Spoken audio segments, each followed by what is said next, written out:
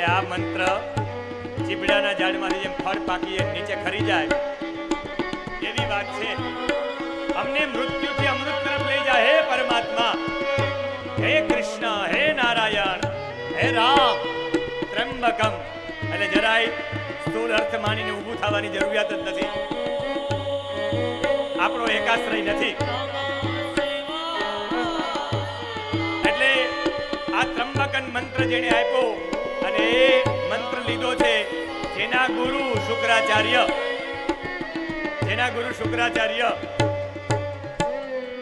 માણસને, મરેલા માણસને જીવિત કરી શકે. એના શિષ્ય ઈચ્છા મૃત્યુનું વરદાન મેળવી શકે.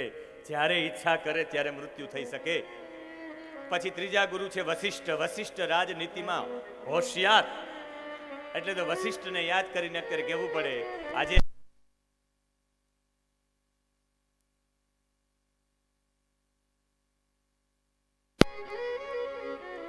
રામરાજની કલ્પના જે કરીએ છીએ એ વશિષ્ઠની કલ્પના છે. સ્વસ્તિ સામ્રાજ્યમ ભોજ્યમ સ્વરાજ્યમ વૈરાજ્યમ પારમેષ્ઠ્યમ રાજ્યમ મહારાજ્યમ આધિપત્યમયન સમંદપર્યાયી સ્યાત. અને એવી કલ્પના આપણે કરીએ છીએ. હું કિશોરચંદ્ર બાવાશ્રી સાથે હું ઘણો સમય રહ્યો છું બેટ દ્વારિકામાં. બેટ દ્વારિકામાં હું એના અનુભવ સાથે રહ્યો છું. એનામાં એ જરાય પણ નહીં. એ જ્યારે બેટ દ્વારિકાના મંદિરમાં પ્રવેશ કરે, કિશોરચંદ્ર બાબાજીની ઉપસ્થિતિ છે જુનાગઢમાં, અને ક્યારેક બેટ દ્વારિકા આવો તો અનુભવ કરો. એ જ્યારે પણ પ્રવેશ કરે બેટ દ્વારિકાના મંદિરની અંદર, તો કુશેશ્વર મહાદેવનું મંદિર આવે. કિશોરચંદ્ર બાબા ત્યાં રોકાય અને માથું નમાવીને અંદર જાય. એ કહેવા માંગે છે કે હરિને હર અલગ નથી. જેણે આખો ભેખ લીધો, જેણે ગાયો માટે ભેખ લીધો, જેણે બધા માટે ભેખ લીધો, એ પણ નમાવીને જાય. અને એનો મેં એક જીવંત દાખલો જોયો. બેટ દ્વારિકામાં હુકમ થયો ઠાકોરજીના મંદિરમાં, આખું મંદિર પડી ગયું બેટ દ્વારિકાનું. ઠાકોરજીના સેવામાં કંઈક ત્રુટિ હોય કે જે હોય, મંદિરના પૂજારીઓ પંચામૃતના સ્નાન કરાવવાથી ઠાકોરજીના શ્રીયંગમાં, ઠાકોરજીના પીઠ પાછળ શ્રીયંગમાં સફેદ એવા દૂધ દહીંના એવા ભાગ રહી ગયા, એટલે સફેદ દાગ થઈ ગયા. એટલે એક રિસર્ચની ટીમને બોલાવી અને રિસર્ચની ટીમે જોઈને કહ્યું કે આમને હવે પંચામૃતનું સ્નાન કરાવવું નહીં ઠાકોરજીને. આ પંચામૃતના કારણે આવું થાય છે. હવે ઠાકોરજીને જો આ કાઢવું હોય તો ઘસવું પડે. અને બેટ દ્વારિકાની જે આખો વિગ્રહ છે ઠાકોરજીનું, એ રેતીમાંથી નિર્માણ થયેલું છે. રૂક્ષ્મણીજીએ રેતીમાંથી આખી નિર્માણ કરી. ઠાકોરજીના વિયોગમાં દુર્વાસાનો શ્રાપ આપ્યો, હું ભગવાન વિના રહી શકું એમ નથી. રૂક્ષ્મણીજીએ રેતીમાંથી આખી વિગ્રહ, આખી મૂર્તિ બનાવી ભગવાનની. એની સેવા પૂજા કરતા રૂક્ષ્મણીજી.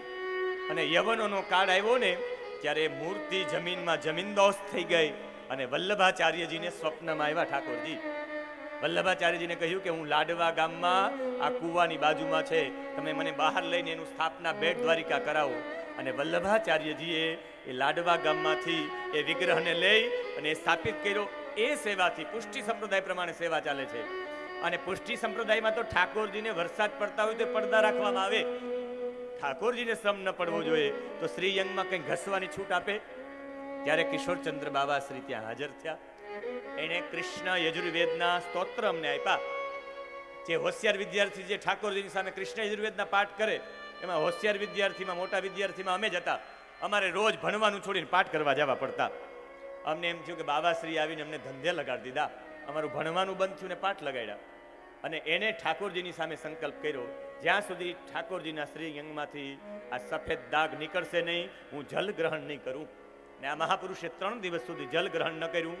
અને વાસ્તવિકમાં રિસર્ચની ટીમ હાથ જોડી ગઈ. ઠાકોરજીના શ્રીયંગમાંથી સફેદ દાગ નીકળી ગયા, જે પંચામૃતના હતા. 3 દિવસ જલપાન ન કર્યું. 3 દિવસ સુધી અમે લોકોએ પાઠ કર્યા કૃષ્ણ યજુર્વેદના. એવો મહાપુરુષ, એ પણ હરિને હરમાં ભેદ ન જાણે. દરેકમાં ઠાકોરજીને જુઓ. ક્યારેક એની સાથે પણ સત્સંગ થાય. મારી અજાબ ગામમાં કથા હતી, અને અજાબ ગામ આખું વૈષ્ણવોનું ગામ. તમારું જેમાં એ ગામ છે ને, એમાં અજાબ ગામ છે. એમાં મારી કથા થઈ. અને આજ્ઞા લેવા ગયા કિશોરચંદ્ર બાબાજી પાસે. આજ્ઞા લેવા ગયા કે અમારા ગામમાં કથા છે. અને એને વાંચ્યું કથાકાર કોણ છે, તો એને કીધું ભાઈ ડૉક્ટર મહાદેવ પ્રસાદ મહેતા છે. એ મને આજે પણ હું એના ઘણા વર્ષોથી એની સેવામાં પણ રહ્યો છું. એણે કહ્યું બહુ હોશિયાર વિદ્યાર્થી છે અને એ વિદ્યાર્થી હતો ત્યારથીના પરિચયમાં છું અને બહુ સારી ભાગવત કરે છે. એને મારો અનુભવ પણ નથી, મારી ભાગવત એને શ્રવણ નથી કરી, પણ એ બેટ દ્વારિકાના એ કૃષ્ણ યજુર્વેદના એ પાઠો ઉપર એને કહ્યું કે ચોક્કસ એ સારી જ વાંચતા હશે અને પોતાનો એને ભાવ વ્યક્ત કર્યો. કહેવાનો ભાવ એ છે કે તમે બધામાં ઠાકોરજીને જોવાનો પ્રયત્ન કરો. જો આ ઉચ્ચ કક્ષાએ પહોંચેલા મહાપુરુષ જોવાનો પ્રયત્ન કરતા હોય એટલે મારો એક જ ઉદ્દેશ્ય છે, આપણી અંદર જડતા ન રહે. ક્યાંક ક્યાંક તમારા ગામમાં તો નહીં જ હોય, ક્યાંક ગામમાં જડતા છે કે કપડું ખીલવવું કહે છે, સીવડાવવું નહીં, એમાં પણ શિવ ના આવવું જોઈએ. એવી ક્યાંક ક્યાંક લઘુતા ગ્રંથિ બંધાઈ ગઈ, એવી ક્યાંક લઘુતા ગ્રંથિ હોય તો એ છૂટી જાય ઠાકોરજીની કૃપાથી જ, કૃષ્ણની કૃપાથી જ. એ હેતુથી મેં 2-3 વખત આ પ્રસંગ લીધો છે, બાકી મારો કોઈ ઉદ્દેશ નથી. સીધા કથામાં પ્રવેશ. આ પ્રતાપી હતો, એને યાદ શાંતનુ ને ત્યાં ગંગાજીના લગ્ન ને બધાને મુક્ત કર્યા. 4 ગુરુઓ થયા, સ્વસ્તિ, સામ્રાજ્યમ, ભોજ્યમ, સ્વરાજ્યમ, વૈરાજ્યમ. જે રામરાજની કલ્પના કરી વશિષ્ઠની દેણ છે. અને એક ગુરુ હતા પરશુરામ. પરશુરામ કોઈ ક્ષત્રિયને ભણાવતા નહીં, પણ ઉપર ભણાવ્યા આ દેવવ્રતને, પિતામહ ભીષ્મને. એટલે પરશુરામ એક દિવસ હારી ગયા હતા પિતામહ ભીષ્મની સામે, પોતાના શિષ્યની સામે. જે એના પિતાજીના વચન માટે એની માનું મસ્તક કાપી શકે, એનો શિષ્ય એના પિતાજી માટે ઊંચા હાથ કરીને આજીવન બ્રહ્મચારી રહીશ એવી પ્રતિજ્ઞા કરી શકે. એના પિતાજી પાછળ પ્રતિજ્ઞા કરી એટલે એનું નામ દેવવ્રતમાંથી ભીષ્મ પડી ગયું. એના પિતાજીને મત્સ્યગંધા પસંદ આવી ગયા. લગ્ન માટે નહીં, પણ શાસ્ત્રમાં દોષ છે, એક દીકરો હોવો શાસ્ત્રમાં દોષ છે. રાજાઓ એનો એકનો એક દીકરો યુદ્ધ થાય ને લડે મરી જાય તો ભવિષ્યનો રાજા કોણ? એટલે રાજા એક સાથે 2-2, 3-3 લગ્ન કરતા, 5-5 પુત્રો ઉત્પન્ન કરતા. ભવિષ્યનો રાજા કોણ? એટલે રાજા વિનાની પ્રજા નિરંકુશ થઈ જાય. એટલે એક દીકરાવાળો બાપ હોય એ શાસ્ત્રમાં દોષ છે, એટલે બીજા લગ્ન કર્યા. અને એ બીજા લગ્નમાં શરત મૂકી દાસરાઠી મરે, મારી દીકરીના લગ્ન તો જ કરું કે મારી દીકરીનો દીકરો રાજકુંવર બને, એ જ રાજકુમાર બને. ને આને કહ્યું, એ તો મેં દેવવ્રતને ભીષ્મને કહી દીધું છે. દુબળા પડી ગયા. સારથીને પૂછ્યું મારા પિતાજીને કંઈ રોગ છે, દુઃખી છે ના છે? કહ્યું કે આવી આવી વાત થઈ. અને ત્યાં જઈને દાસરાજ ઢીમરને કહ્યું કે હું રાજા નહીં બનું, જાઓ, હું ભવિષ્યનો રાજા નહીં બનું, રાજકુમારે નહીં બનું, તમારો દીકરો જ બનશે, તમારી દીકરીનો દીકરો. એ કે તારે અહીંયા દીકરો આવે ને એ બને તો? અને એને કહ્યું કે હું દિક્પાલોની વચ્ચે, ભગવાનની વચ્ચે પ્રતિજ્ઞા કરું, ભીષણ પ્રતિજ્ઞા, હું આજીવન બ્રહ્મચારી રહીશ. એટલે ભીષણ પ્રતિજ્ઞા કરવાથી ભીષ્મ નામ પડી ગયું. વાસુદેવ કર ચક્ર નવ ધરે तो तुमको मोहन दिखाऊं, लाजत है मेरी गंगा जननी, शांतनु सुत न कहाऊं. અને એવો આ પિતામહ ભીષ્મ, એનું આ ચરિત્ર. ભગવાન નજીક આવ્યા એટલે ભગવાને કહ્યું, ભગવાન મારે તમને કંઈક આપવું જોઈએ, ખાલી હાથે ભગવાન પાસે ન જવાય. એટલે ખાલી હાથે ન જવાથી કંઈ સ્તુતિ તો કરી શકે એમ હતા નહીં. એટલે આખા શરીરમાં હાથ પણ બાંધેલા હતા. ભગવાનને પુષ્પ આપવા જોઈએ, ભગવાનને કંઈ દ્રવ્ય આપવું જોઈએ, કંઈ હતું નહીં. એટલે પુષ્પિત આગ્રા નામના છંદમાં 11 શ્લોકો બોલ્યા, 11 પુષ્પ સમર્પિત કર્યા. એ દિવસ મકર સંક્રાંતિનો હતો, 11નો દિવસ હતો. અને પિતામહ ભીષ્મએ પ્રાર્થના કરી છે કૃષ્ણને, જેને ભીષ્મ સ્તુતિ કહેવામાં આવે છે.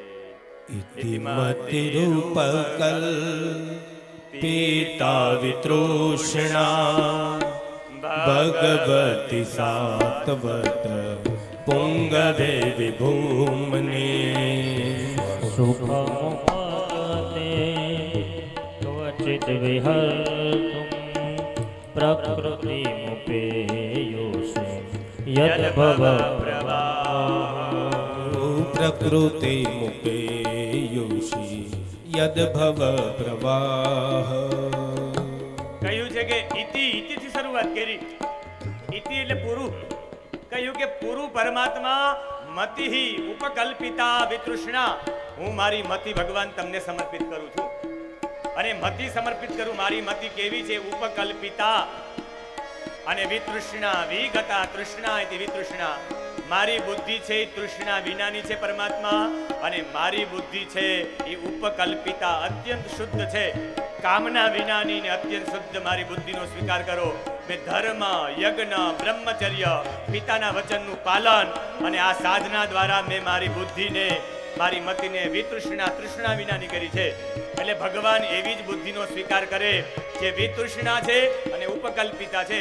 ભગવાન એવી બુદ્ધિ હું તમને સમર્પિત કરું છું. ત્રિભુવન કમનમ કમાલવર્ણમ રવિકર ગૌરવ રામ્બરમ દધાને લલકકુલાવૃતાનનાબ્જં વિજય સખેરતિ રસ્તુ મે નવદ્યા વિજય સખેરતિ રસ્તુ મે ત્રિભુવન નવદ્યા કમનમ કમાલ વર્ણમ રવિકર ગૌરવ રામ્બરમ દદાને. એ રવિકર એ સૂર્યના કિરણો તમારા વસ્ત્રો ઉપર પડતા હોય ભગવાન, તમારા કપોલ સુધી લટકતા તમારા વાળ, યુદ્ધ ભૂમિમાં ઘોડાઓ તબલક તબલક કરતા દોડે, એના ખરીમાંથી રજ કણ ઉડે, તમારા શરીર ઉપર પરસેવાના બિંદુઓ, એની અંદર એ રજકણો એ એકદમ જેવી રીતે કોઈ પુષ્પ હોય, કમળ હોય ને કમળ ઉપર જલના બિંદુ હોય એવા લાગે છે. એ તમારું દ્રશ્ય પરમાત્મા અમે લોકોએ જોયું ને એ સમયે તમને વિજય સખે રતિ રસ્તુ મેં નવધ્યા. તમારા મિત્રએ કહ્યું કે પ્રભુ રથ વચ્ચે લઈ લ્યો. અને જેવું જ અર્જુને કહ્યું તમે રથ વચ્ચે લીધો, તમે એક જ દ્રષ્ટિ બધા ઉપર કરી, એ સમયે બધાનું શૌર્ય, બલ, તેજ તમે હરી લીધું હતું. એટલે અર્જુનને તો કંઈ કરવાનું રહ્યું જ નહોતું. પ્રભુ તમારી એક કૃપા દ્રષ્ટિથી, તમારી એક કૃપા કટાક્ષથી જેમ ગોપીઓ મોહિત થઈ જાય ને, એમ મને એવું લાગે છે કે બધા યોદ્ધાઓને તમે મોહિત કરી નાખ્યા છે. એવા કૃષ્ણ યમીહ નિરીક્ષ્ય હતાગતા સ્વરૂપમ. એ સારથીની સુંદરતા જોઈ ગોપી જ મોહિત થઈ નહીં, બધા યોદ્ધાઓ પણ મોહિત થઈ ગયા હતા અને બધા નિશાન ચૂક થઈ ગયા હતા. અર્જુનના રથની આગળ તમે હતા ને, એટલે બધા નિશાન ચૂકી જતા હતા તમારું મોહક રૂપ જોઈને. સ્વનિગમમ પહા યમત પ્રતિજ્ઞા મૃતમધિકર તુમ વપ્લુતો રથસ ચરણો યયા ચલત ગુરુ હરિવંતુ પંગતો તરીય હરિવહંતુ મે ભમગતો તરીય. ભગવાને જ્યારે પ્રતિજ્ઞા કરી હતી કે મહાભારતના યુદ્ધમાં હું હથિયાર નહીં ઉઠાવું, એક બાજુ નારાયણ, એક બાજુ નારાયણી સેની, આ નારાયણી સેના ને એક બાજુ નારાયણ ને ભગવાને કહ્યું હું હથિયાર ઉઠાવીશ નહીં.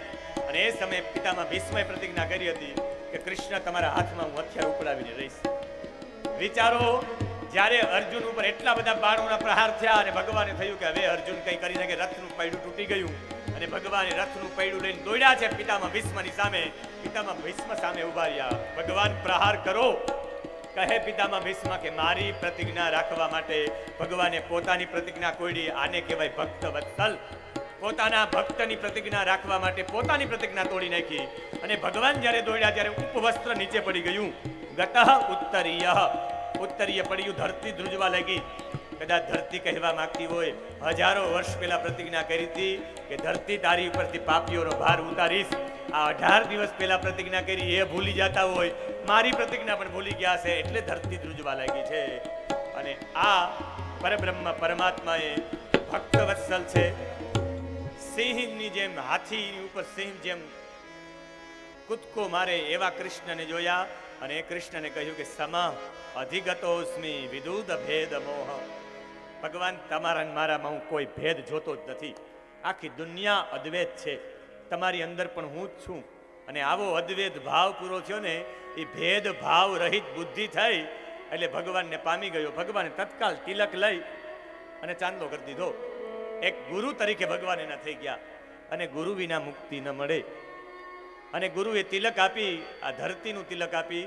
અને એ સમયે એ તેજ પરમ તેજમાં વિલીન થઈ ગયું. આખે આખું તેજ નીકળ્યું ને તેજ આખે આખું ભગવાનમાં સમાહિત થઈ ગયું. મારો કંઠ અવરુદ્ધ થાય કે ન થાય, પ્રભુ હું ગીત ગાઈ શકું કે ન ગાઈ શકું, પણ મારું આ તેજ તમારામાં સમાહિત છે, આખું સમાહિત થઈ ગયું. અને ભગવાને આ દેહ છોડ્યો તો એ દેહ ઉત્તરાયણમાં હતો. આપણે બધા એવું સમજીએ કે ઉત્તરાયણમાં મરીએ એ સારું. સાહેબ, પતંગ ચગાવવા વાળા ઘણા બધા પડીને મરી જાય, બધાનો મોક્ષ નથી થતો. ઉત્તરાયણમાં જ પતંગ ચગાવતા ચગાવતા મરી જાય. ઉત્તરાયણમાં ગુજરવાથી મરવાથી કોઈનો મોક્ષ થાય એવું નથી. અને મહાપુરુષો દક્ષિણાયનમાં પણ ગુજરતા હોય. આ ઉત્તરાયણનો અર્થ છે તમારી ઉત્તમ સ્થિતિમાં તમારું મૃત્યુ થાય, અને જ્ઞાની બનીને જો મરો તો જ તમારું મૃત્યુ સુધરે. ગમે ત્યારે તમારું આસન ઉત્તરાસનનું હોવું જોઈએ. તમારું અયન, તમારી એ ભૂમિકા, મરવા સમયની ભૂમિકા જ્ઞાનની ભૂમિકા હોવી જોઈએ. પિતામાં ભીષ્મ જેલે છોડ્યા ત્યારે એની જ્ઞાનની ભૂમિકા હતી. એટલે જે શરીર છોડવા વાળા છે એ ઉત્તરાયણમાં છોડે, ઉત્તમ અવસ્થામાં. અને જ્ઞાનથી ઉત્તમ અવસ્થા કોઈ છે જ નહીં. મુક્તિ માટે જ્ઞાન જ છે. તમે ભક્તિ બહુ કરો, બહુ ભક્તિ કરો, આપણી ભક્તિ ક્યાંક ને ક્યાંક અધૂરી છે. આ મારે એક વિષય લેવો છે. ક્યાંક આપણી ભક્તિ અધૂરી છે, બાકી જ્ઞાનનો કૂંટો ફૂટા વિના રહી જ નહીં. સાહેબ, જ્ઞાન માટે કોઈ માણસ આવીને તમને સમજાવે, તમને માણસ આવીને બોધ આપે, તમને કોઈ બોધ આપવાની જરૂરિયાત ન પડે. આ આત્મા છે એ જ્ઞાની છે. આત્માનો અવાજ તમે સાંભળી શકો, પણ એ આત્માની આગળ પડદા આવી ગયા છે, અને એ પડદા જ્ઞાન વિના ખસી જ ન શકે. આ પડદા જ્ઞાનથી દૂર થાય એટલે જ્ઞાન મુક્તિનું સાધન છે. વધારે ભક્તિ કરો. હજી ક્યાંક આપણી ભક્તિ ઓછી છે, લેલી આપણી સમજણ બરાબર નથી. ભક્તિનો ટેબલ વધારો. 1 કલાક ભજન કરો, 2 કલાક કરો, 3 કલાક કરો, 5 કલાક કરો. 5 કલાક તમે ભક્તિ કરો, અને એ ભક્તિ કરવા તમે રોજ ભગવાનની સામે ભાવ વિના પાઠ કરે જ રાખો, કરે જ રાખો, તો એક દિવસ એ પાઠ કરતા કરતા ભાવ જાગે. કરે રાખો, કરે રાખો, કરે રાખો, ભાવ કુભાવથી પણ કરે. એકંદરે ભાવ જાગશે, ને ભાવ જાગશે પછી જ્ઞાન થશે. એ ભાવયુક્ત કરવામાં આવશે, જ્ઞાન થશે, જ્ઞાન થશે એટલે બધા પડદા હટી જશે. આ રીતે પિતામાં ભીષ્મના કારણે આવા મહાપુરુષ મળ્યા, સદગુરુ મળ્યા પરીક્ષિતને. એ 5 પેઢીનું પુણ્ય, કુંતીનું, ઉત્તરાનું, દ્રૌપદીનું, અર્જુનનું અને પિતામાં ભીષ્મના પુણ્યના કારણે આવા ગુરુ મળ્યા, અને બ્રહ્મમાં લીન થઈ ગયા. એ કૃષ્ણ વિદાય લે છે, અર્જુન એની સાથે જાય છે. અર્જુન એની સાથે જાય છે. આ તરફ પરીક્ષિતજી મોટા થવા માંડ્યા. નામ પાડવામાં આવ્યું વિષ્ણુરાજ. અને એક દિવસ શું થયું, યુધિષ્ઠિરને બોલાવ્યા. યુધિષ્ઠિરે કે મારા દીકરાની જન્મ કુંડળી તો જોઉં ભૂદેવ. અને બ્રાહ્મણોએ કુંડળી જોઈ. વૃશ્ચિક લગ્ન છે, મેષ, વૃષભ, મિથુન, કર્ક, સિંહ, કન્યા, તુલા, વૃશ્ચિક. સ્થિર લગ્નમાં તમારા દીકરાનો જન્મ છે. અને કહ્યું કે તમારે કર્કનો ગુરુ 9મા સ્થાનમાં ઊંચનો છે તમારા દીકરાને. અને એમ કરતા કરતા એણે આખું જ્યોતિષ કર્યું છે કે તમારા દીકરા રામ જેવો સત્ય પ્રતિજ્ઞ બનશે, શિબી જેવો દાતા બનશે, ધનુર્ધર બનશે, અર્જુન જેવો, પ્રહલાદ જેવો નિષ્ઠાવાન બનશે, ધાર્મિક બનશે, યયાતિ જેવો, ભરત જેવો યાજ્ઞિક બનશે. એવું કહેતા કહેતા કહ્યું મૃગેન્દ્ર એવ વિક્રાંતો નિષેવ્યો હિમવાનિવા.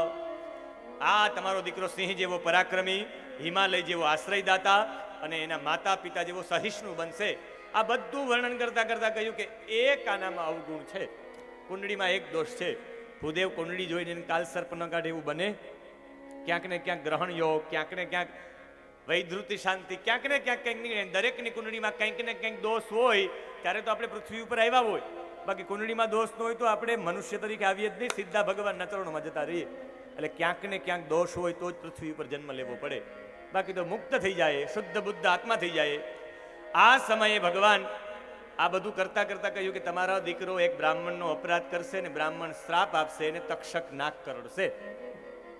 કહ્યું કે અમે આખી જિંદગી બ્રાહ્મણોની પૂજા કરીને અમારો દીકરો કોઈ બ્રાહ્મણની મસ્કરી કરશે, એની સાથે મસ્કરી કરતા કરતા અપરાધ કરશે ને અપરાધ કરીને તક્ષક નાગનો શ્રાપ કોઈ આપશે. મને આ બહુ દુઃખ થયું. ત્યારે કે ભલે શ્રાપ આપે, મુક્ત સંગ પદમ હરે. તમારો દીકરો મુક્ત સંગ થઈને ફરશે, એને એવા એક સદગુરુ મળશે જેને તારી દેશે, ફરીને જન્મ જ લેવો નહીં પડે. અને એમ કહેતા કહેતા કહ્યું કે આ તમારા પરિવારની શરણાગતિ છે ને, તમારા પૂર્વજોની શરણાગતિ છે, એટલે જ આને આવા ગુરુ મળશે અને એને તારી દેશે. અને પૂર્વજોની શરણાગતિ હોય તો થાય, ખાસ કરીને સ્ત્રીઓની શરણાગતિ. ઉત્તરાની શરણાગતિ કૃષ્ણ પ્રત્યે હતી એટલે પરીક્ષિત આવો પેકો. જેની માં શરણાગત હોય ને એના સંતાન પણ શરણાગત થાય. મારે સ્વામિનારાયણ સંપ્રદાયની વાત કરવી પડશે. એક સહજાનંદ સ્વામી, એના શિષ્ય હતા મુક્તાનંદ સ્વામી. અને આ મુક્તાનંદ સ્વામી એટલે એક રામાનંદી સાધુના દીકરા, રામાનંદી સાધુ એટલે આપણા જેતપુર પાસેના અમરાપુર ગામના, એની માં હતા જે મુક્તાનંદ સ્વામીજીના માં, એના બ્લડમાં રામની ઉપાસના હતી. રામ રામ, બીજું કંઈ નહીં. રામચરિત માનસ આખું કંઠસ્થ હતું. અને સહજાનંદ સ્વામી એને કહેતા સ્વામિનારાયણ ભગવાન કે તારે મારી પૂજા નહીં કરવાની, તારી માએ રામની સેવા કરી, તારા બ્લડમાં રામનું ખૂન છે, તારે રામનો ફોટો રાખવાનો. સ્વામિનારાયણ ભગવાનનો ફોટો ન રાખતા મુક્તાનંદ સ્વામી, રામનો ફોટો રાખતા. એના બ્લડમાં, એના લોહીમાં આ સંસ્કારો હતા. એટલે કહ્યું કે આને છેલ્લે એવા ગુરુ મળશે શરણાગતિના ભાવના કરીને તમારા દીકરાને મુક્તિ થશે.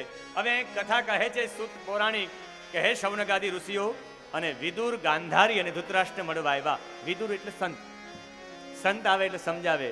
કહ્યું કે જે દીકરા પ્રત્યે તમે કહેતા મામકા પાંડવાસ ચૈવ, મારા અને પાંડુના પુત્રો શું કરે છે એવું કેવા વાળા છે. આજ પાંડુને ત્યાં જ રોટલા ખાઓ છો, એનું હેઠું જૂઠું ખાવ છો. તમારે પૈસા માગવા પડે કે મારે શ્રાદ્ધ કરવું, થોડુંક ધન આપ તો મારા દીકરાનું શ્રાદ્ધ કરવું. ભીમે વિરોધ કર્યો. જેના દીકરાઓ આપણે સોયની અણી જેટલો ભાગ નહોતા આપતા, એની પાછળ આપણે એના શ્રાદ્ધ પાછળ પૈસા આપવા. છેલ્લે યુધિષ્ઠિરે પૈસા આપ્યા, શ્રાદ્ધ માટે દાન દક્ષિણા પણ આપ્યા. મારો કહેવાનો ભાવ છે કે અત્યારે ભજન કરવાનો સમય છે, ભજન કરો. આ દીકરાના ઘરે, જેના ઘરે, અને 5 વખત બોલ્યા છે. મહાભારત વાંચો તો ખબર પડે. 5 વખત બોલ્યા છે ધૃતરાષ્ટ્ર કે આપણે હારી જાશું, આપણે હારી જાશું, હારી જાશું. પેલા વેલા ત્યારે હારી ગયા. પેલા વખત ધૃતરાષ્ટ્ર ત્યારે બોલ્યા હતા સંજયને કે મને એવું લાગે કે હારી જાશું. અને હારવાનું એ ત્યારે બોલ્યા કે જ્યારે અર્જુન હતો ને અર્જુન બેસી ગયો પગમાં કે હવે હું મારા ભાઈઓને નહીં મારી શકું, આમ નહીં કરી શકું. ત્યારે ભગવાને કહ્યું ક્લેબ્યમ, નપુસંગ શા માટે થા, ઉભો થા, યુદ્ધ કરને. ભગવાનની જે દિવ્યવાણી સાંભળી લાગ્યું કે હારી જાશું. બીજું ઘટોત્કચ હતો, એ ઘટોત્કચની સામે કર્ણ પાસેથી બાણ ભગવાન વપરાવી નાખ્યું. ત્યારે ધૃતરાષ્ટ્ર બોલ્યા કે આપણે હારી જાશું. ત્રીજું, જ્યારે આ બર્બરિક હતો, એ બર્બરિક પાસે 3 ભગવાન કૃષ્ણે બાણ લઈ લીધા, ત્યારે કહ્યું કે આપણે હારી જાશું. અને ગીતાજીમાં જ્યારે અર્જુન બોલ્યા કરીશ્યે વચનમ તવ, ત્યારે આ બોલ્યા કે હારી જાશે, હવે આપણાથી હારી જ જવાય. અને પિતામાં ભીષ્મ જેવો માણસ પડી ગયો. ત્યારે ફ્લેશ બેકમાં મળ્યો ગીતાજી. આપણે 10 દિવસ પછી ગીતાજી મળી. આને તો દિવ્ય દ્રષ્ટિ આપી જ નહોતી ધૃતરાષ્ટ્રને કે મારે મારા કુળનો નાશ જ જોવો, સંજયને આપો. વ્યાસે દ્રષ્ટિ આપી સંજયને. પછી 10 દિવસ પછી કે શું થયું હશે, સંજયને પૂછ્યું કે ધર્મક્ષેત્રે કુરુક્ષેત્રે સમવેતા યુત્સવઃ મામકા પાંડવાસ ચૈવ કિમ કુર્વત સંજય. શું કર્યું મારા ને પાંડુના પુત્રોએ? જે તમે એવું કહેવા વાળા હતા એ આજે એમ કયો, એના ઘરે તમે રોટલા તોડો છો. તમારી સાચી ભૂમિકા ભગવાનને ભજવાની છે. અને એ સમય ચાલતા થઈ ગયા ધૃતરાષ્ટ્ર ને ગાંધારી. અને રોજ પગે લાગવા માટે યુધિષ્ઠિર આવે, પણ આજે પગે લાગવા આવ્યા કે તો કંઈ નહીં. અને પગે લાગવા આવ્યા મારા માતા પિતા ક્યાં છે? 5 દિવસ રાહ જોઈ. ત્યારે નારદજી આવીને કહ્યું ચિંતા ન કરો, એ અત્યારે સપ્તાનામ પ્રીતયે નાના સપ્ત સ્રોત પ્રચક્ષતે, જ્યાં ગંગાજીની 7 ધારા જાય એ જગ્યા ઉપર છે. એટલે આજનું હરિદ્વાર સપ્ત સરોવર, જ્યાં કચ્છી આશ્રમ છે, જ્યાં ભારત માતા મંદિર છે, ત્યાં બંને લોકો તપ કરે. આજથી 5 દિવસ પછી અગ્નિ લાગશે, દાવાનળ લાગશે, ધૃતરાષ્ટ્ર બળીને ભસ્મ થઈ જશે, ગાંધારી એની પાછળ સતી થશે અને તીર્થયાત્રામાં નીકળી જશે. કોણ? વિદુરજી. અને વિદુરજી નીકળી ગયા ત્યારે નારદજી આવીને સમજાવ્યું યુધિષ્ઠિર अब आपको भी रहने का समय नहीं है, अब सत्यनिष्ठ लोगों को रहने का समय नहीं है. સત્યનિષ્ઠ લોકો છે ને એ સમય આવેલ નીકળી જાય. એને એમ લાગે કે હવે સમય નથી આપણે જીવવાનો, એ સમાધિ લઈ લે, જીવતા સમાધિ લઈ માણસ મૃત્યુને પ્રાપ્ત કરી લે. અને રણછોડદાસ બાપુએ પણ આ કર્યું હતું. 1920માં જે આજી ડેમના કિનારે આવ્યા અને 1967માં જતા રહ્યા. બધાએ બહુ રોક્યા કે બાપુ રોકાવ રોકાવ. જે 250 વર્ષ સુધી જીવા, જેના જીવનમાં કોઈ પૂછતા કે બાપુ આપકી ઉમ્ર કિતની હૈ, તો બાપુ બધાને કહેતા કે 55 સાલ. બધા કે ન હોય બાપુ, તો કહેતા આગે 2 લગા દીજીએ, ક્યારેક બોલતા 5 લગા દીજીએ. 255 વર્ષ જીવા. અને આજે પણ એનો આશ્રમ છે સદગુરુ સેવા સદન, કુવાડવા રોડ ઉપર. આંખોના ઓપરેશન કરાવે ને આ સૌથી મોટું કામ કરે એ રણછોડદાસ બાપુ. અને અહીંયા કહ્યું કે તમારા જવાનો સમય થઈ ગયો, પણ યુધિષ્ઠિર સમજ્યા નહીં. અપશુકનો થવા માંડ્યા છે, ગાય રોવા માંડી છે, દિશાઓ ધૂંધળી થવા માંડી છે. ઉગતા સૂર્ય સામે સૂર્ય રોવા માંડી, શિયાળ રોવા માંડ્યા ઉગતા સૂર્ય સામે. ચીબરી, ઘુવડ અને કાગડો માથા ઉપર આવીને બેસે ત્યારે સમજવાનું કે કંઈ અપશુકન છે. સૂર્ય અને ચંદ્રને જોઉં ત્યારે કાળા કાળા ધાબા લાગે એની ફરતી બાજુ. આ બધા સમજવાનું અપશુકન છે. અને પછી અર્જુન આવ્યા, ઘણો સમય રહીને આવ્યા. અર્જુન રડવા માંડ્યા. કહ્યું શું છે, રડે છે શા માટે?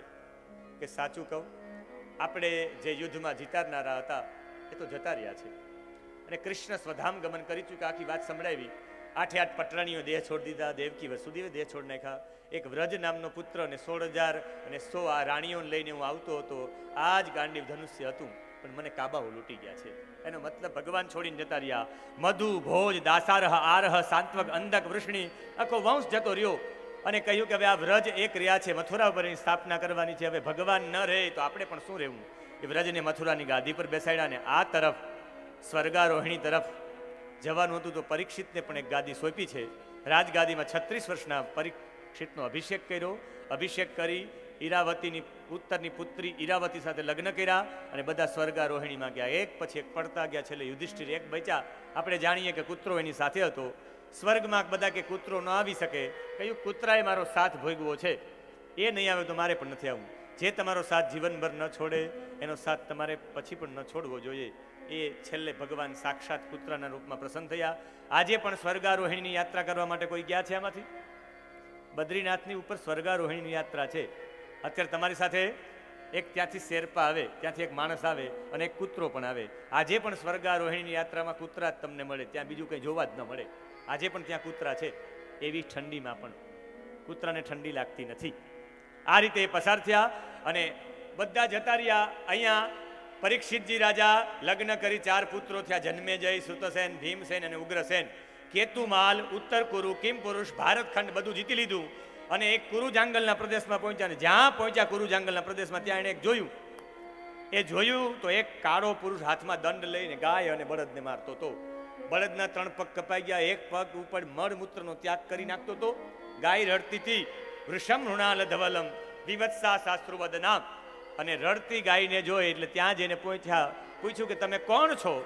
ત્યારે એણે જવાબ આપ્યો, આ સાક્ષાત ધર્મ હતો જે બળદ હતો એ, અને ગાય હતી સાક્ષાત પૃથ્વી હતી.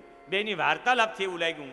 કહ્યું કે તમારા દુઃખનું કારણ, કે અમુક લોકો તાર્કિકો એવું કહે કે સુખ દુઃખનું કારણ આત્મા છે. જ્યોતિષીઓ એવું કહે કે સુખ દુઃખનું કારણ ગ્રહો છે. નાસ્તિક લોકો એમ કહે કે માણસ સ્વભાવથી દુઃખી થાય છે. અમુક લોકો મીમાંસકો એમ કહે તમે જેવા કર્મ કરો એ પ્રમાણે સુખ દુઃખ મળે છે.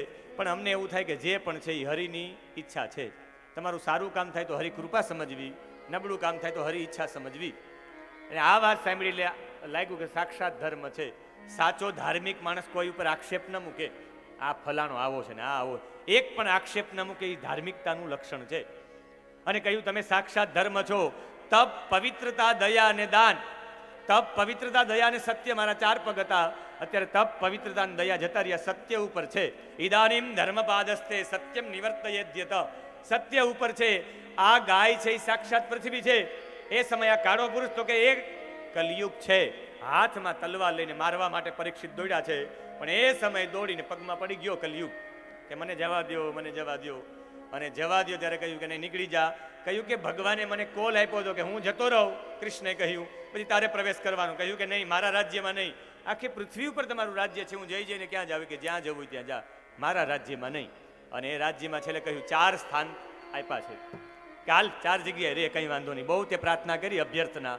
એટલે પેલું દ્યુતમ પાનમ સ્ત્રીય સુના યત્રા ધર્મસ ચતુર્વિધ. 4 સ્થાન આપ્યા. એમાં જુગારખાનું, બીજું દારૂખાનું, ત્રીજું કૂટણખાનું ને ચોથું કતલખાનું. 4 ખાના આપ્યા. આ 4 ખાનામાં કલયુગ રહી છે. જુગારખાનામાં અસત્ય રૂપે કલયુગ રહી છે. વીરપુરમાં રમે છે કોઈ હુકમબાજી? ગામના ચોરામાં કોઈ બુઢાઓ તો રમતા જ હશે. પકડાઈ જશે તો કહેતા નહીં. પછી રમે છે ને કોકો જુગાર. કનૈયાને તમે જન્માષ્ટમીના દિવસે પૂજા ન કરો તો ચાલે, ઠાકોરજીના મંદિરે ન ચાલો તો હાલે. કૃષ્ણ જેના માટે રોયા છે ને એ જુગાર માટે રોયા છે. આગળ કથા આવશે, હું કહીશ. ભગવાને આંસુ પાડ્યા છે. ભગવાનને એક લેશ માત્ર પસંદ નથી. 2 વસ્તુ ભગવાનને જરાય પસંદ નથી, દારૂ અને જુગાર. આના માટે રડ્યા છે. યાદવો દારૂ ને જુગાર રમતા હતા, ભગવાન રડ્યા છે પોતે. એટલે જન્માષ્ટમીના દિવસે તમે જે એને ભેટ ન આપો તો કોઈ નહીં, પણ જુગાર તો રમાય જ નહીં, સહેજ પણ ન રમાય. જો પત્તા પકડવા હોય તો કૃષ્ણને માનવાનું બંધ કરજો, ઠાકોરજીના સેવા બંધ કરજો. ઠાકોરજીની સેવા કરવી તો પત્તા બંધ કરજો. અમે તો ભાઈ ખાલી ટાઈમ પાસ કરીએ છીએ, ખાલી હુકમબાજી રમીએ છીએ, 555 રમીએ છીએ ગામમાં. સમય નથી જતો ને, સમય નથી જતો. તમે સુબોધિની ખોલીને વાંચો. સમય ન જાતો તમે સત્સંગ કરો, કીર્તન ગાઓ, અને કોઈ કામ ન સૂજે તો અહીંથી વાડીએ ચાલ્યા જાઓ, વાડીએથી પાછા આવો, સીમમાં 5-6 ધક્કા ખાઓ. આ સીમે જવાનું બંધ થયું એટલે જીમે જવાનું ચાલુ થયું. હવે બધા જીમમાં જાય, પેલા સીમમાં જતા. સીમમાં જવાનું ચાલુ કરી દો. ગાયની સેવા કરો, પુસ્તકો વાંચો, પુસ્તક મિત્ર છે. અને પત્તું પકડો, જુગાર રમો. પુણ્ય શ્લોકો નલો રાજા, પુણ્ય શ્લોકો યુધિષ્ઠિર, પુણ્ય શ્લોકા ચ વૈદેહી, પુણ્ય શ્લોકો જનાર્દન. પુણ્ય શ્લોક, જેનું નામ લેવાથી પુણ્ય વધે, એવા પુણ્ય શ્લોકો નલો રાજા. નલનું અધપતન કેમ થયું? જુગાર રમવાથી. યુધિષ્ઠિર બીજો, પુણ્ય શ્લોકો યુધિષ્ઠિર, યુધિષ્ઠિરનું અધપતન કેમ થયું? જુગાર રમવાથી. પુણ્ય શ્લોકના અધપતન પણ જુગાર રમવાથી થાય, તો આપણા કેમ ન થાય? એટલે વૈષ્ણવ થઈને જો જુગાર રમી તો કૃષ્ણને જરાય પસંદ ન આવે. સેવાના આપણે કહેવાય વૈષ્ણવ.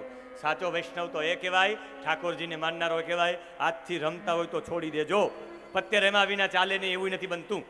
અરે માણસ એક ટાઈમ ભોજન કર્યા વિના રહી શકે. તમે એક દિવસના ઉપવાસ કરી શકો, આખો દિવસમાં એક જ ટાઈમ ભોજન કરી ઉપવાસ કરી શકો. એક પત્તા ન છૂટે? અરે સંસાર છૂટી જાય આખો. સાધુઓ સંસાર છોડીને જતા રહ્યા, તો એક પત્તા કેમ ન છૂટે?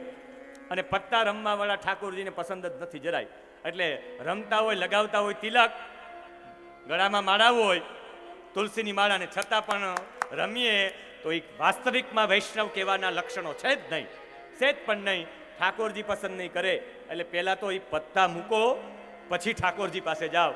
એટલે કહેવાનું છે કે અમે આવ્યા, અમે નથી ચોખ્ખા. એટલે મૂકી દેજો સાવધાન. હજી તો મારે પત્તાની વાત કરવી છે. હું એવા માટે કહી શકું, મારા ગામમાં રમતા નથી. એક સમય એવું હતું કે મારા ગામમાં બધા જુગાર જ રમતા, જ્યાં જોઉં ત્યાં. ને બધા એવા જ હતા, સિંગ રમતા, ખારી સિંગ 555 રમે, કા હુકમબાજી 4 લોકો રમે. ને સિંગમાં જ રમતા, ત્યાંથી બધા નીકળે કે ઉમરેઠીમાં તો બધા જુગાર રમતા હોય. કોઈ છોકરીઓ દેતા નહીં અમારા ગામમાં, એ તો જુગારીયું ગામ છે, એમાં જ અમે બાકી રહી ગયા. કે જુગારીયું ગામ છે એટલે કોઈનો એમાં સગાઈનો મેળ જ ન આવતો. જુગાર બંધ થયા, હવે સગાઈ થતી થઈ. એટલે રમતા તો સિંગ પણ છાપ એવી પડી ગઈ. અને છેલ્લે મેં એ કામ અમારી ગામની ગોપીઓને સોંપ્યું કે સાચા કૃષ્ણને પ્રેમ કરતા હોય, તમે સાચા જીવનમાં ગોપીઓ હોય તો પત્તા મૂકી દો. અમારા ગામના બહેનોએ જુગાર છોડી દીધો નહીં, અમારા ગામના પુરુષોએ છોડી દીધો. જન્માષ્ટમીના દિવસે અમારા ગામમાં ક્યાંય જુગાર રમાતો નથી. એટલે તમને છાતી ઠોકીને કહી શકું એમ. એટલે કૃષ્ણ એને વાલા કરતા હશે. અમારા ગામમાં 3 દિવસ, સાતમ, આઠમ ને નોમ, 3 દિવસનો મહા ઉત્સવ હોય. દરેક પ્રકારની રમતો હોય. ઓલિમ્પિકમાં તમને રમતો જોવા ન મળે એવી રમત જોવા મળે. એ રમત કેવી હોય તમારે જોવું હોય તો સાતમના દિવસે ઉમરેઠી આવજો, તમને બતાવીશ. ઓલિમ્પિક ટૂંકું પડે એવી રમતો છે. અમે નેટ ઉપર મૂકેલી હતી રમત. કોથળા દોડ, લીંબુ ચમચી દોડ. અરે મારો ભાઈ શ્રી કૃષ્ણ એવી રમત રમાડી. 1 મિનિટની મ્યુઝિક વાગે ઓલિમ્પિકનું. ઓલિમ્પિકમાં વાગે એવું મ્યુઝિક વાગે 1 મિનિટ સુધી. એના ભાઈને બેસાડે, એની બેન જેટલાય ભાગ લીધો હોય એ છોકરી 8 ધોરણ સુધી ભણેલી હોય, 8મા ધોરણની છોકરી એના ભાઈને બેસાડે, એના ભાઈના વાળ ઊંચા કરે, એમાં એક રબર નાખે, એક ચોટલી કરે, એક ચાંદલો ચોટાડે. એક ચોટલી કરે, એક ચાંદલો ચોટાડે. જલ્દી સૌથી વધારે ચોટલી કોણ બાંધે? કાનાને 1 ચોટલી નહીં, અમારા ગામમાં કાનાને 1000 ચોટલીઓ. એ ચોટલીઓ રાખે ને ચાંદલાઓ કરે. જેનો પહેલો નંબર આવે એને પેલી બેન્ચ ઉપર ઊભું રાખવાનું, એના સ્ટેજ બનાવવામાં. પહેલું, બીજું, ત્રીજું ઓલિમ્પિકમાં જેમ હોય એમ. અને ઓલિમ્પિકમાં ઊભા રાખે ને જ્યારે ઓલિમ્પિકમાં જ્યારે મેડલ પહેરાવે એવું જ મેડલ પહેરાવાનું. ત્યારે જ એવું મ્યુઝિક વાગે, એવું જ મ્યુઝિક વાગે. અને જે જીતે એને એની માં જ મેડલ પહેરાવવા માટે આવે. એની માને એમ થાય કે મારો દીકરો છે.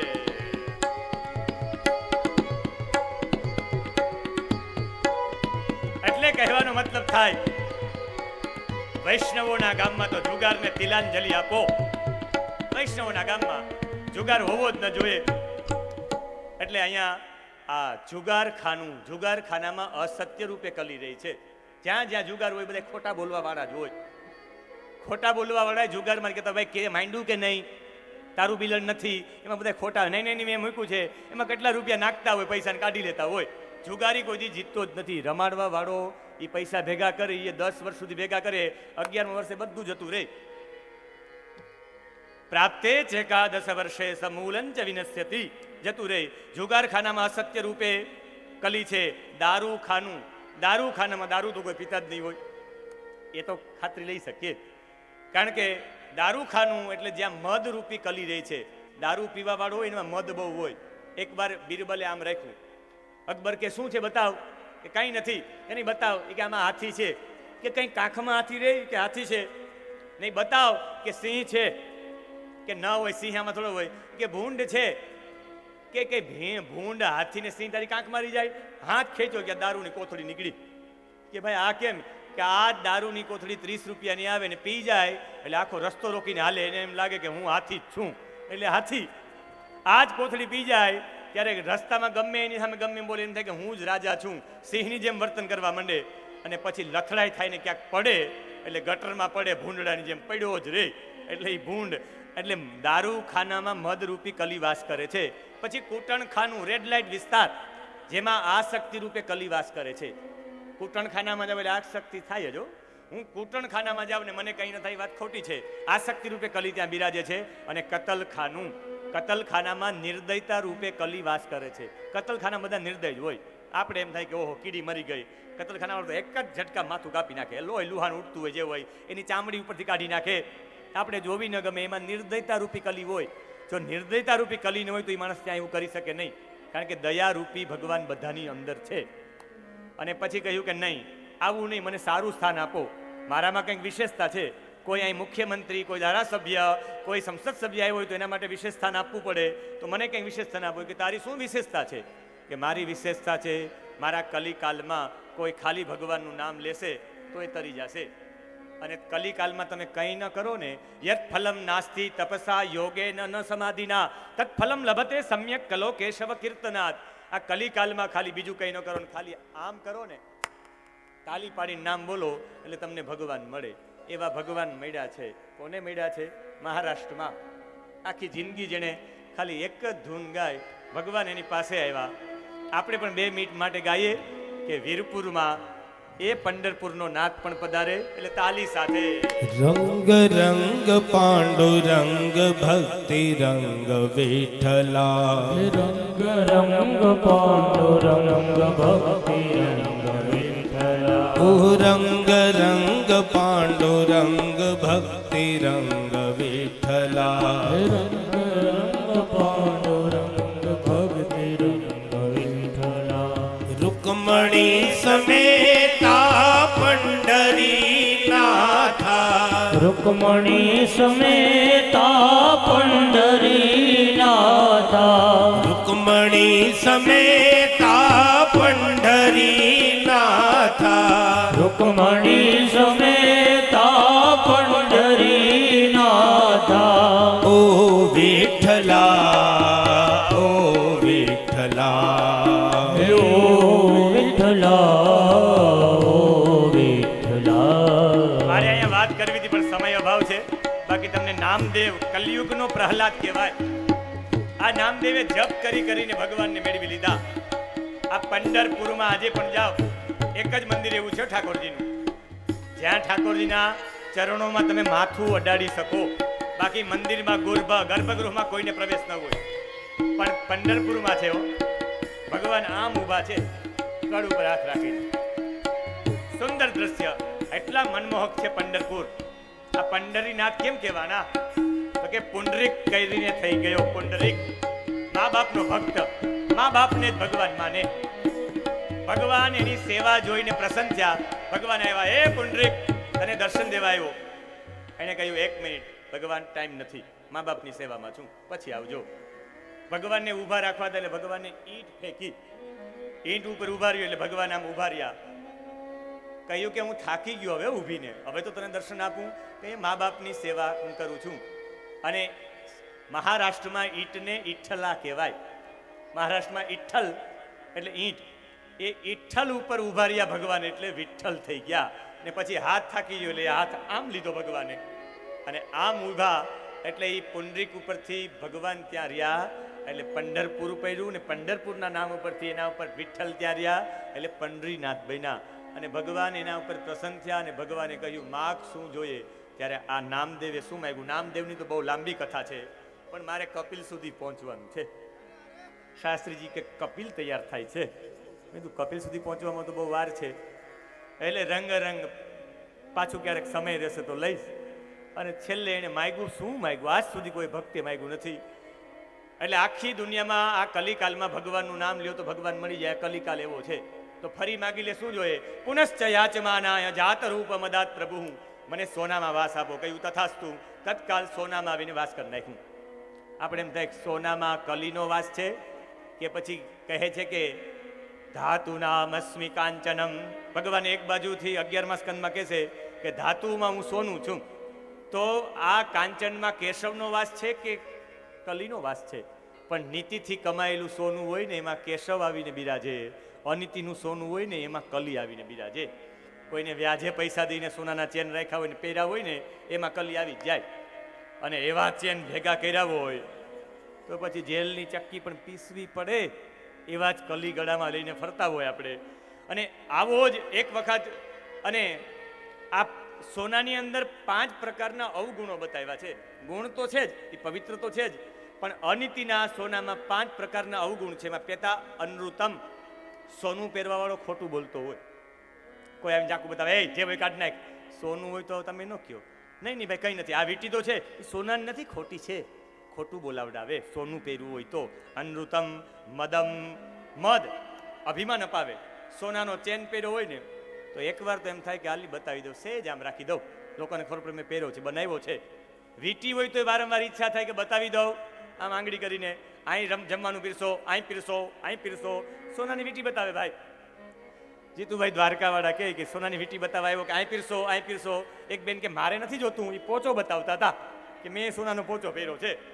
એટલે એમ માણસને બતાવવાનો શોખ હોય, મને બધાય ઓળખે, મને બધાય જાણે, પણ મારું કોઈ જાણે નહીં, મારી નબળી વાતો કોઈ ન જાણે, આવો વિચારવાળાઓ. એટલે સુવર્ણની અંદર મધ, તમને સોનાનો ચેન બતાવ્યો હોય તો બતાવવાની ઈચ્છા થાય. 5 લોકોને બતાવ્યો, હમણાં બનાવ્યો, તમારા ભાઈએ બનાવ્યો સોનાનો ચેન. આજ સુધી એક બેન મને બતાવો જેને બનાવ્યો અને કોઈને બતાવ્યો નથી કે વાત નથી કરી, રહી જ નહીં. એ સોનાનું બતાવવાની ઈચ્છા થાય એટલે મધ. ત્રીજું કામ, રજોગુણ છે સોનામાં. સોનું પહેરો એટલે તમને કામ ઉત્પન્ન થાય, એટલે જ લગ્ન સમયે સ્ત્રીઓને શ્રૃંગારથી સોનાથી મઢી દેવામાં આવતી. અને પછી વૈરમ, સોનું હોય તો વેર પણ થાય, ભાઈઓના ભાગ પડે. તમારા ભાગમાં કેટલા તોલા આવ્યું? 5 તોલા. તમારા ઘરના ભાઈ તો 13 તોલા હતું તો તમારા ભાગમાં 5 થોડું આવે, 7 ભાગ પડવા જોઈએ, 6 સાડા 6 ભાગ પડવા પડે. ભાઈઓમાં વેર કરાવે સોનું જ. એવા અનીતિના સોનામાં 5 અવગુણો છે, નીતિના સોનામાં 5 ગુણો છે. એ 5 ગુણો ક્યાં? એના માટે ફીર કવિ વચ્ચે ક્યારેક અવગુણા જણાવી દીધા. હવે ગુણ જાણવા હોય તો તમારે ગુણી થઈને એટલા દિવસ આવવું પડશે. ક્યારેક વચ્ચે વચ્ચે હું સંભળાવી દઈશ ક્યાં ગુણ છે. અને એ સમયે પરીક્ષિતે આમ ફરતા ફરતા ક્યાંક મોટો બંગલો જોયો. કહ્યું કે આ કોનો? બધા વખાણ કરવા માંડ્યા, તમારા પૂર્વજો કૃષ્ણ સાથે રહેતા, આ એનો જ મહેલ છે તમારા પૂર્વજોનો. આ મહેલ બંધ. એ બંધ મહેલ ખોલ્યો, એની અંદરથી પટારો ખોલ્યો, એની અંદરથી એક મોટો મુગુટ કાઢ્યો ને એ મુગુટ પહેરવામાં. મારે મુગટ અને મુકુટ આ બંનેમાં ફરક છે.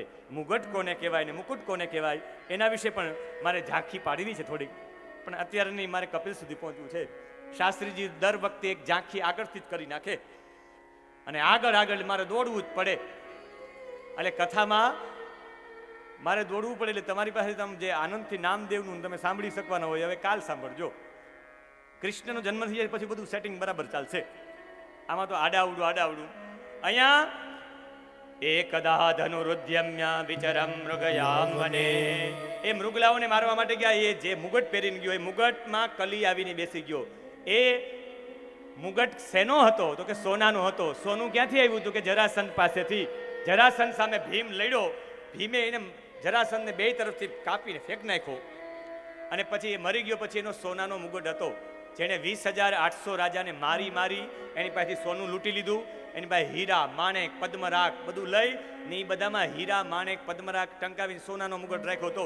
એ છેલ્લે મુગટ લઈ લો. કૃષ્ણ કહી નહીં, ભીમ રહેવા દો, અહીં રાખી દેવાનું છે. પછી અર્જુનને 2 આગળ ચાલ્યા. અર્જુનને કૃષ્ણ રથ લઈને ગયા. ભીમે પાછળથી રથમાંથી ઉતરી, એના રથમાંથી ઉતરીને લઈ લીધો મુગટ કે મારે મારા ભાઈ યુધિષ્ઠિરના પગમાં મૂકવો છે, મારા ભાઈના પગમાં મૂકો, કે આવો મુગટ મૂકવો. એની પાછળ બધા આવ્યા કે અમારા રાજાની એ છેલ્લી નિશાની છે, આપતા જાઓ. પણ આપી નહીં. યુધિષ્ઠિરના પગમાં જોઈને મૂક્યો રથ, આ મુગટ મૂક્યો કે આ લ્યો જરાસંધનો મુગટ. કૃષ્ણે કહ્યું ભીમ નાનુંથી પાડી મેં, અત્યારે ને અત્યારે આ મુગટને કોઈ એક ગુપ્ત જગ્યાએ સતાડી દો. અને મોટો રૂમમાં એ મોટા આ કબાટમાં પેટારામાં રાખી દીધો. એટલે બંધ હતો અને એ અન્યાયથી ઉત્પન્ન કરેલા લૂંટેલા સોનામાંથી મુગટ બનાવ્યો હતો. એટલે કલી બેસી ગયો. અને એ ગયો ત્યારે આશ્રમમાં ગયા જંગલમાં થાકી ગયા, પાણી પીવાની તરસ લાગી, અને ધ્યાનસ્થ ઋષિ હતા જેનું નામ હતું શમીક. અને શમીક ઋષિ ધ્યાનસ્થ બેઠા હતા, કહ્યું પાણી આપો, પાણી આપો. આખા આશ્રમમાં કોઈ નહીં, ધ્યાન અવસ્થામાં બેસેલા ખાલી આ ઋષિ એક. બધા ઋષિકુમારો સ્નાન કરવા માટે ગયા હતા નદી કિનારે બપોરના સમયે, અને આ સમયે તરસ લાગી અને પાણી ન આપ્યું કે આ ખોટો છે.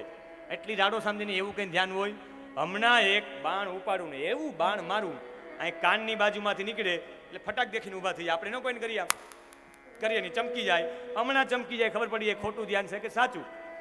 અને આમ મારવા માટે તૈયાર થયા. ત્યાં ભાગવતજીમાં આ લખેલું નથી, પણ પાંડવ ચંદ્રિકા નામના ગ્રંથમાં છે. પાંડવ ચંદ્રિકા નામના ગ્રંથમાં એવું છે કે ત્યાં સર્પના રૂપમાં એનો પિતરાઈ ભાઈ હતો પરીક્ષિતનો, પૂર્વજન્મનો પિતરાઈ ભાઈએ વિચાર્યું કે પરીક્ષિત મારો પૂર્વજન્મનો ભાઈ હતો, એ કોઈ ઋષિને મારી ન નાખે, એટલે સર્પ ઉડીને વચ્ચે આવ્યો, એટલે સર્પને લાગી ગયું ને સર્પ મરી ગયો. એ મરેલો સર્પ એટલે નાખ્યો, બાકી આશ્રમમાં મરેલા સર્પ હોય જ નહીં. આશ્રમ તો ચોખ્ખા હોય. અને એક અમારા સ્વામી જગદીશ્વરાનંદજી, હમણાં અમે એક ખારવાના ઘરે અમે ગયા. એ ખારવાના ઘરે કે તમે અમારે ઘરે કંઈ પીવું નહીં તો કંઈ નહીં, પણ ખાલી તમે મારા ઘરે. એ મારી દરેક કથાઓમાં આવે, કદાચ એને ખબર પડશે તો અહીંયા આવશે કે વીરપુરમાં કથા હોય તો પહોંચી આવશે કરતાલ લઈને. એ બધામાં કરતાલ લઈને રમતા જ હોય. એને 52 તો બોટ છે, અબજોપતિ માણસ છે, એના દીકરાઓ ઓસ્ટ્રેલિયા છે. એ જે કારમાં બેસીને આવે આમ રમવા માટે, આપણે એમ થાય કે આ તો નવરો માણસ લાગે. એ જે કારમાં બેસીને આવે એની કિંમત આંકી ન શકાય. અને એ માણસ કે મારા ઘરે આવો ને આવો, એ બહુ બધામાં આવે. એટલે અમે એના ઘરે ગયા.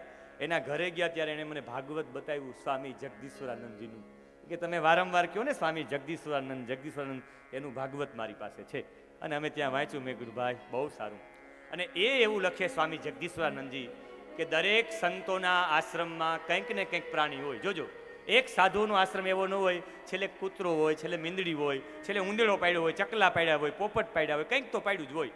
અને આ આશ્રમમાં એક ઉદાસીન આશ્રમમાં તો સિંહ પાડ્યો હતો, અને એમ આ આશ્રમમાં એક કૂતરો પાડ્યો હતો. એક આશ્રમમાં કોઈ કબૂતર પાડ્યું હતું, એમ આ આશ્રમમાં સર્પને પાડ્યો હતો. જેને કહેવાય રક્ષક, જેને કહેવાય ક્ષેત્રપાલ.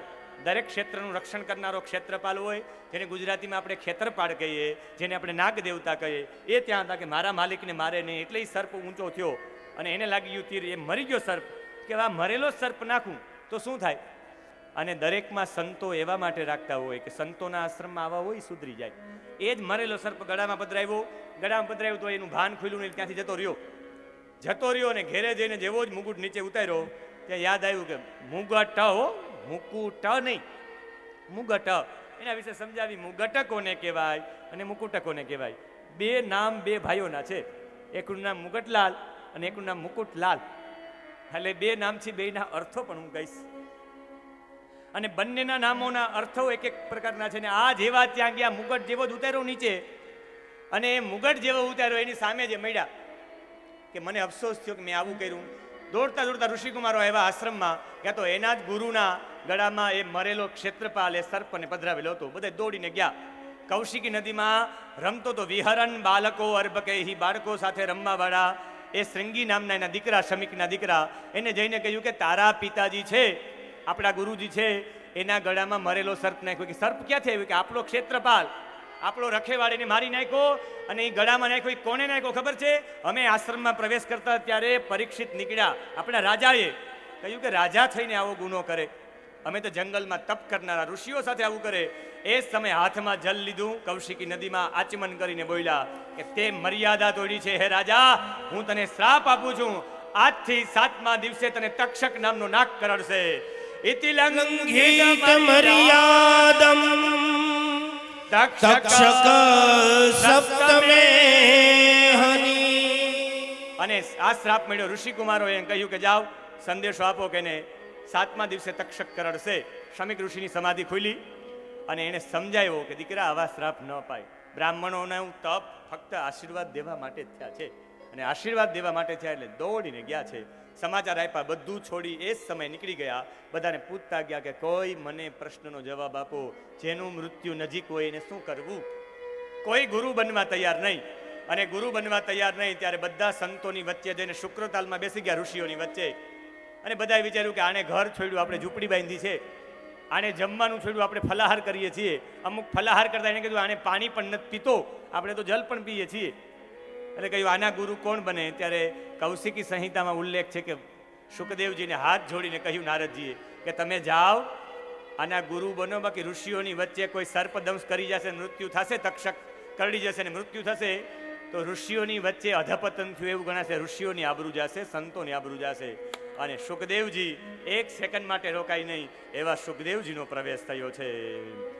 તત્રાભવદ ભગવાન વ્યાસ પુત્રો તત્રાભવદ ભગવાન વ્યાસપુત્રો યદૃચ્છયા કામટમાનોરપેક્ષા યદૃચ્છયામટમાનોરપેક્ષ અલક્ષલિંગો નિજલાભતુષ્ટો અલક્ષલિંગો નિજલાભતુષ્ટો ઋતશ્ચ બાલે અવધૂતવેશા ઋતશ્ચ બાલેર અવધૂતવેશ.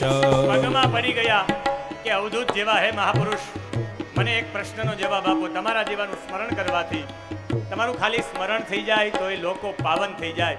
તમારી પૂજા સેવા કરવી તો ઠીક. એક પ્રશ્ન છે ને પ્રશ્ન પૂછો કે પુરુષસ્ય યત કાર્યમ મ્રિયમાણસ્ય સર્વથા, કે જે માણસનું મૃત્યુ નજીક આવ્યું હોય એને શું કરવું? એમ ન પૂછ્યું કે મારું મૃત્યુ નજીક આવ્યું, જેનું મૃત્યુ નજીક આવ્યું એને શું કરવું? અને આના ઉપર રીઝી ગયા મહાપુરુષ. અને મહાપુરુષ રીઝી ગયા એટલે આખું વિરાટ પુરુષનું વર્ણન કર્યું, સદ્ય મુક્તિ અને ક્રમ મુક્તિનું વર્ણન કર્યું, ચતુશ્લોકી ભાગવતનું જ્ઞાન આપ્યું છે. અને આ બધું વર્ણન કરતા એક વિરાટ પુરુષ કેવો હોવો જોઈએ? સર્ગ વિસર્ગ સ્થાન પોષણ મૂતય મન્વંતર ઈશાનું કથા એમ કહેતા કહેતા કહ્યું છે કે વિદુર અને મૈત્રને પણ આવો પ્રશ્ન થયો તો તને જેવો પ્રશ્ન થયો. આ વિદુર ને મૈત્રેય કોણ છે? વિદુરજીની કથા કહી છે, એ બપોર પછી તમને કહીશું. અને વિદુરજી કોણ હતા? શા માટે એક યમને શ્રાપ મળ્યો, એ યમ જ વિદુર બનીને આવ્યા. કેવી રીતે આવ્યા? કોનો શ્રાપ મળ્યો? અને આ વિદુર એક સંત હતા. વિદુર અને ઉદ્ધવ મળ્યા, બંને લોકો રેડ્યા. કૃષ્ણ ભગવાન સ્વધામ ગમન કરી ગયા એ વાત સાંભળી. અને મૈત્રેય ઋષિ તમને બ્રહ્મ જ્ઞાન આપશે. મૈત્રેય ઋષિ પાસે પ્રશ્ન પૂછે છે ને પ્રશ્ન પૂછતા પૂછતા કહે છે કે મનુ અને શત્રુપાની ઉત્પત્તિ થઈ. મનુ અને શત્રુપાને ત્યાં 5 સંતાનો થયા. એ 5 સંતાનોની આ ભગવાન પ્રગટ થયા. 3 દીકરીઓ થઈને 2 દીકરાઓ થયા. એમાં દેવહૂતિને ત્યાં કપિલ થયા, પ્રસૂતિના દીકરીના ઘરે નર અને નારાયણ થયા, આકુતિને ત્યાં યજ્ઞ નારાયણ થયા, પ્રિયવ્રતને ત્યાં ઋષભદેવ થયા, ઉત્તાન પાદને ત્યાં પૃથુનારાયણ થયા. 5 સંતાનોને ત્યાં સાક્ષાત ભગવાન બધાયરા છે. અને આ મનુ ને શત્રુપા પહેલાની સૃષ્ટિ કઈ હતી? આ સૃષ્ટિ રસાતળમાં હિરણ્યાક્ષ શા માટે લઈ ગયો હતો અને રસાતળમાંથી ભગવાન વરાહ બનીને કેવી રીતે લઈ આવ્યા, એ આખી ફિલોસોફી 3:30 વાગે, અત્યારે 12:05 મિનિટની વાર છે એટલે વિશેષ એનો ઉલ્લેખ નથી કરતો. પણ કપિલજી અત્યારે હાજર છે તો કપિલજીની એક ઝાંખી જોઈ લઈએ. કપિલ કોણ છે, એની માને શું શું બોધ આપે છે એ બપોર પછીની કથામાં વિદુર અને મૈત્રેયજીનું ચરિત્ર, ઉદ્ધવનું ચરિત્ર, એની સાથે મનુ અને શત્રુપા, 10 પ્રકારની સૃષ્ટિ અને સદ્ય મુક્તિ કોને કહેવાય, ક્રમ મુક્તિ કોને કહેવાય, અલગ અલગ દેવતાઓને ભજવાથી શું શું મળે. ભગવાન નારાયણ કહે છે અલગ અલગ દેવતાને ભજવાથી શું થાય, એ બધામાં એક ભગવાનને કેમ જોવા. અને ચતુશ્લોકી ભાગવત જે ભાગવતજીનું મૂળ છે, 4 શ્લોકમાંથી આ શ્લોક થયા. દેવહૂતિના લગ્ન થયા કરદમ સાથે. કરદમ કહે મારે લગ્ન નથી કરવા. 10,000 વર્ષ સુધી તપ કર્યું સરસ્વતી નદીના કિનારે. નારાયણ પ્રસન્ન થયા. નારાયણની આંખમાંથી આંસુ પડી ગયા, હર્ષના આંસુ પડ્યા કે એટલું તપ કર્યું. અને વીરપુરની જાણકારી માટે હર્ષના આંસુ અહીંયાથી પડ્યો અને હર્ષના આંસુ ઠંડા હોય. સુખના આંસુ અહીંયાથી પડે ને ઠંડા હોય, દુઃખના આંસુ અહીંયાથી પડે ને ગરમ હોય. દીકરો પાસ થઈ ગયો હોય અને 99 પીઆર આવ્યા હોય તો અહીંથી આંસુ પડી જાય, ઠંડા હોય. અને કોઈ 2 બળા મારે અહીં પાછળ તો અહીંયાથી આંસુ પડી, દુઃખના હોય, ગરમ હોય. મને કોઈએ પૂછ્યું કે અહીંયાથી સુખના અહીંયાથી દુઃખના તો વચ્ચેથી પડે. મેં કીધું ભૂખના. 12 વાગી ગયા અને કથા કરવા માંડીએ છતાં કથાને જોડે રાખી તો એને ભૂખના કહેવાય. એટલે એવા ભૂખના આંસુ નહીં પડાવું તમને. બરાબર 12ના સમયે હજી 5 મિનિટની વાર છે પણ આપણે મનાવી લઈએ કોને? કરદમને, કે લગ્ન કરવા જ પડશે, ચાલશે નહીં. દેવહૂતિ સાથે ભગવાન નારાયણ પ્રસન્ન થયા અને કહ્યું કે હું તારી ઉપર પ્રસન્ન થયો, માગ શું જોઈએ? મારે ઘરે પ્રભુ તમે પુત્ર બનીને આવો. તમારા જેવો પુત્ર થાય. ભગવાન કે મારી કોપી કોઈ છે જ નહીં, હું પુત્ર થઈને આવીશ. ભગવાનની નેત્રમાંથી આંસુ પડ્યા. એ હર્ષબિંદુ સરોવર થયું. એ હર્ષબિંદુ સરોવરમાંથી અત્યારે હર્ષ નીકળી ગયું. બિંદુ સરોવર છે. આપણા ગુજરાતમાં 3 સરોવર છે. બિંદુ સરોવર, નારાયણ સરોવર, અમદાવાદ પાસે નર સરોવર, એક ઓલી સબરીનું પંપા સરોવર, એક પુષ્કરમાં પુષ્કર સરોવર, એક વૃંદાવનમાં પ્રેમ સરોવર અને એક કૈલાસમાં માન સરોવર. એમ 7 સરોવર છે. એમાંથી એક સરોવર બન્યું. બંનેના લગ્ન થયા ત્યારે શરત મૂકી કે હું લગ્ન કરી એક સંતાન ઉત્પન્ન થશે હું સંન્યાસ લઈ લઈ. દેવહૂતિ કે ભલે કંઈ વાંધો નહીં. અને બેઠા રહ્યા દેવહૂતિ. સાધનામાં બેસી ગયા એના પતિ. અને વર્ષો વીતી ગયા. દેવહૂતિ વૃદ્ધ થઈ ગયા. અને દેવહૂતિ વૃદ્ધ થઈ ગયા અને આંખ ખોલી. કોણ? તો કે હું તમારી પત્ની. આવા વૃદ્ધ થઈ ગયા કે તમારી સેવામાં. શુક્લ તીર્થ બનાવ્યું. શુક્લ તીર્થમાં સ્નાન કરાવ્યું. યુવાન બની ગયા. કામક નામનું વિમાન એકલું છે. આ કામક નામનું વિમાન શું છે? કેટલા પ્રકારના વિમાન હોય. આજના વિમાનમાં ને એ વિમાનમાં ફરક શું? વિમાનની આખી ફિલોસોફી, આખું વિજ્ઞાન તમને 3:30 વાગે કહીશ. કહ્યું કે આમાં બેસી જાઓ. 100 શરદૃતિ સુધી ફર્યા. એમાંથી એક જ રેતસમાંથી 9 ભાગ કર્યા. એની 9 દીકરીઓ થઈ. અને 9 દીકરીઓ થઈ. 9 દીકરીઓને પરણાવવામાં આવી બ્રહ્માના 9 પુત્ર સાથે. બ્રહ્માના 10 પુત્ર, એમાં નારદજીએ લગ્ન ન કર્યા. બ્રહ્માની 9 પુત્રી, 9 પુત્ર બ્રહ્માના. કરદમની 9 દીકરી લગ્ન થઈ ગયા. કહ્યું કે હવે હું સંન્યાસ લઈ લઉં કે નહીં, તમારે ત્યાં સાક્ષાત હરિ આવવાના છે. તો મારી પ્રાર્થના છે કે એક દીકરો થઈ જાય પછી તમે જાઓ. અને એના માટે કહ્યું કે હરિ પધારવાનો હોય તો તમારે અનુષ્ઠાન થાય અને ચોખ્ખું થવું પડે. વ્રતો કરો, એનાથી શુદ્ધ થાવ. અને વ્રતો કર્યા. જેમ કાષ્ઠમાંથી અગ્નિ પ્રગટે એવી જ રીતે ભગવાનનો પ્રાદુર્ભાવ થયો છે. કારતક માસ, કૃષ્ણ પક્ષ, 5મનો દિવસ, બુધવારનો દિવસ, 5મ તિથિ અને મધ્યાહન સમયે ગાંધર્વો ગાન કરવા માંડી ગયા. અપ્સરા નૃત્ય કરવા માંડી ગઈ. અને દેવો પુષ્પની વૃષ્ટિ કરવા માંડી ગયા. બધા ગાવા માંડી ગયા. કપિલ નારાયણ, કપિલ નારાયણ, કપિલ નારાયણ, કપિલ નારાયણ, કપિલ નારાયણ, કપિલ નારાયણ, કપિલ નારાયણ, કપિલ નારાયણ, કપિલ નારાયણ, કપિલ નારાયણ, કપિલ નારાયણ, કપિલ નારાયણ. અને પિતાજી સંન્યાસ લેવા માટે તૈયાર થયા. સાચો સંન્યાસી કોને કહેવાય? કપિલના પિતાને બોધ આપે છે. પિતાજી પ્રદક્ષિણા કરીને જતા રહે. હવે તો માં અને દીકરો બે જ બચ્યા છે. અને માં ને દીકરો બચ્યા એટલે માએ જે પ્રશ્ન પૂછ્યા અને જે જવાબ આપ્યા કપિલે, એને સાંખ્ય શાસ્ત્ર કહેવાય. આને આખી કપિલ ગીતા કહેવાય. બેસ્ટ જીવનમાં કપિલ ગીતા સાંભળવી એક લાવો છે. અને આપણે કપિલ ગીતાનું વિસ્તૃત વર્ણન કરવું છે. કપિલ કોને કહેવાય અને કપિલની માતા દેવહૂતિ કોને કહેવાય? કપિલ નારાયણ, કપિલ નારાયણ, કપિલ નારાયણ, કપિલ નારાયણ, કપિલ નારાયણ, કપિલ નારાયણ, કપિલ નારાયણ, કપિલ નારાયણ, કપિલ નારાયણ, કપિલ નારાયણ, કપિલ નારાયણ, કપિલ નારાયણ, કપિલ નારાયણ, કપિલ નારાયણ, કપિલ નારાયણ, કપિલ નારાયણ. બે કાંટા ભેગા થઈ ગયા.